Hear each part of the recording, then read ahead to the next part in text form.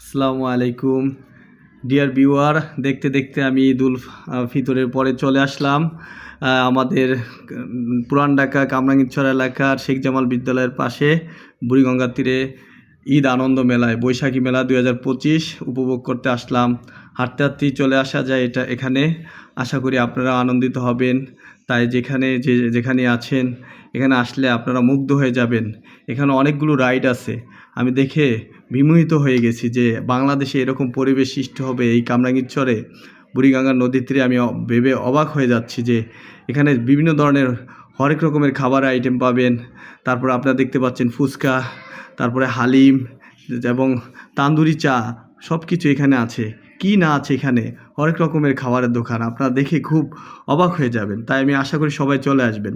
এই যে কাস্টমাররা কিনতেছে, আমি দেখে অবাক হয়ে গেছি।